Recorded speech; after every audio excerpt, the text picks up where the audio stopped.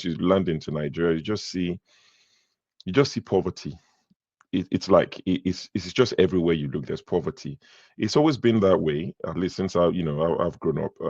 You've always seen poverty around, but the only issue is you see it a lot more everywhere you look. The people look hungry and angry, dejected, almost hopeless. They don't have to say anything to you. It's just poverty everywhere. And I went around. It wasn't just around some exclusive areas. I went around Ibadan. I was in Lagos. I was in Ikeja for the most part in Lagos, but I was in Ibadan where I was born and I grew up, and I just saw things are just not. It's very hopeless. I went into Shoprite and it looked dingy and dark because most of the lights are off. I think I sent you some of the videos of the fridge section of some of the majority of the fridge freezer section in Shoprite on the ring road in Ibadan. The last time I was there, it was busy. But I think they had only about two or three tills open because they didn't have a lot of customers. Most of the fridge sections were turned off, the freezers turned off because they didn't have customers. Slightly better when I went to ShopRite in Lagos in Ikeja, but Ibadan ShopRite, the two they have, one on the ring road, one in the within Cocoa House. It looked dead. Like honestly, you go in and you're thinking someone should put on the light because they didn't have a lot of customers, so they turned a lot of things off. There are a lot more beggars on the roads in Ibadan. And when I say beggars, I'm talking children. I'm talking children under 10. Once they see your car, they can profile the cars. They know what cars to approach. They start knocking on the windows and begging for money in Yoruba. They were speaking Yoruba, begging for money. Now, I don't know if they are Fulani Hausa kids that were born and they've just left them, or they're actually Yoruba, full blooded, but they're begging in Yoruba language. And I'm thinking, these kids are meant to be in school. Why are they on the road begging for money? Some of the things that have been there is a lot worse now. You see a lot of able bodied men that should be working. Maybe they're not educated, which is a fault of the state, but 25-year-old guys selling handkerchief from morning till night. How is that contributing to the economy? Handkerchief. A grown man selling pet Coke Fanta within the ring road, challenge, all these places where these are guys that should be in the warehouse driving, forklift and all these pump trucks and all these things. People who are familiar with Ibadan would know Sumal.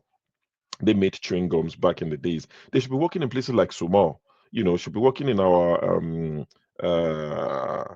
uh, industries, our companies. When they talk about production, these are the sort of guys that can contribute rather than selling handkerchiefs. I mean, what does selling handkerchief and face towel? Grown man. And everywhere you went, people were begging you for money, begging for money. They will see you or guy. I will tell them, oh, let my driver give you money. They will say, lie. No, don't let your driver, because they know the driver will probably give them 500 and say, go away. So they will say they will insist that it is you that must give them money. So these are the things that I saw when I went there. Some of my friends that I saw the last time I went, who were driving nicer cars, I saw their cars, the same cars. Those cars look tired. They are not able to change them. And these are guys who have decent jobs, by Nigerian standard. Then another thing that I saw, which I would say as the last thing, is the hotel I stayed in Ibadan, because I went for a wedding, and maybe about 40, 50 people went for the wedding from the UK, and maybe about 10 people from the US. Everyone had their own personal police officer, mobile police. So there's this thing that they do now. People would rent a 4x4. They call them upgrade. So the chassis and the engine would be like a 2008 Toyota Land Cruiser or a Lexus, like a 2008, 2010, but the body would be like a 2016. The light, the tail light and everything, indicators, so they look like a nicer, a more recent model. So they call them upgrade. Everybody would rent one. No number plate. The number plate will have been covered with a leather case or whatever you want to call it. So there's no number plate, which I think is dangerous. And every one of these cars has a siren. They have something inside, they will press it, you'll be making siren. They are flashing, like you would even think that like a dignitary going somewhere. But these are regular guys who just come from UK, US, Canada, all these places, China, that have a bit of money. So I didn't have one because I didn't need one. I'm not. There's nothing to protect. It's just me and my wife and my children. So nobody's looking for us, at least not that I'm aware of. And probably because I've been accused of working for the DSS, so I'm one of them. So they're not looking for me. So my driver now told me that, oh, I think you should get one of these police officer. It's 330,000 per day. That's how much it costs to get a police officer with gun that will sit down in front. And I thought to myself, we don't have enough police officers. And everybody is now hiring one, which reduces the number of officers to protect the general populace. When I come out of the hotel and I get into like the car park, every day on an average day, you see about 20 police officers just waiting there for their Oga to come out and join them for their daily journey or whatever they're doing. And I'm thinking, for how long are we going to do this that everybody has their own police officers? They told me it's 30K for a day if I want one. And I'm thinking those police officers would prefer that than to go and be standing in the rain, sorting out, dealing with armed robbery. Because with this job, on top of their salaries, I just did, in my head, I'm thinking if it's 30K per day, let's even say the police officer gets 5,000 a day on top of their basic salary. If they do that for 30 days, that's 150,000 on top of their salary. And when they go out with Oga goes to eat, what some of my friends were doing, they will buy takeaway for these police officers because officer will stay at the door of the restaurant when they go and eat. So when they come out, they'll buy takeaway for them. They'll give the officer takeaway. So the officer would come and eat twice a day, 3 times a day, and is getting extra money. And these are the police officers that are meant to be looking after everybody, but they are now for hire, carrying people's bags. They're helping people take their trolley. They are fighting with the bellboys at hotels to carry luggages. And I'm thinking, these are our police officers. What has happened? Police for hire, 30K per day. Me, I didn't have who? Before God and man, as they say, I didn't need one. I didn't hire one. They told me to come and rent a G-Wagon. Oh, guy, you can afford it. I said, who told you I can afford it? I don't need G-Wagon. You see this Honda Accord that is driving me around Ibadan? I like it. It's okay. It's beautiful. But honestly, there's not much to fill you with hope. Whatever Tinubu and his people are doing, and the state governors, because I can't exempt them, it's not working. At least to the naked eye. Maybe will work later, I don't know. But whatever they claim to be doing, it is not working.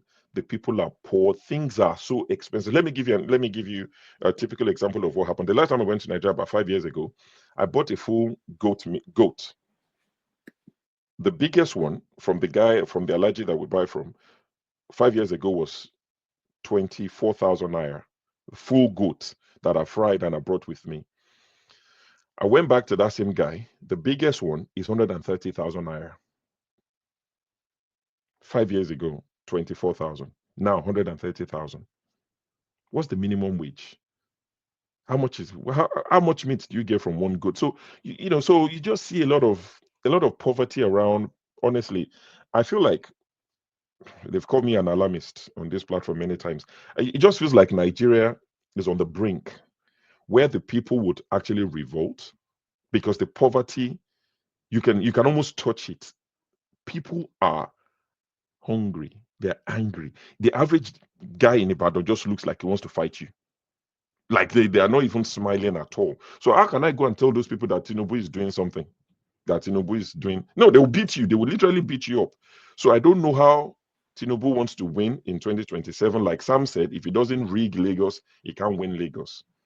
And I think it will be the same for most states. And I think, sorry to go into some of your topics that you might want to discuss, I think that is why they are doing what they are doing. Because if you look at the 3 states that they've attacked in the last few months, River State, I think Fubara, anybody can predict that Fubara would eventually join APC and they will let him finish his 4 years and send him packing. They've taken Rivers, basically, they've taken Edo and they've taken Delta. Those 3 states, Peter Obi won it. So he won those states, especially because they're not going to get as much love in the north. They'll still win it, states in the north, but I think they're trying to consolidate power in the south. They can forget about southeast. They're not even trying. But south, they've taken 3 states now. So I think these are the things because I don't understand what's APC going to campaign with in 2027. What exactly are they going to tell the people? I met people who are telling me the last time I ate was yesterday. And I'm talking to them at 2 p.m. And they're telling me the last time I ate anything was yesterday. So far, day Nigeria. So far, day. So hold on there. So what did they complain about the government, whether state or national? No. They complain. So they complain about the state government. But mostly, a lot of people are just saying Tinubu.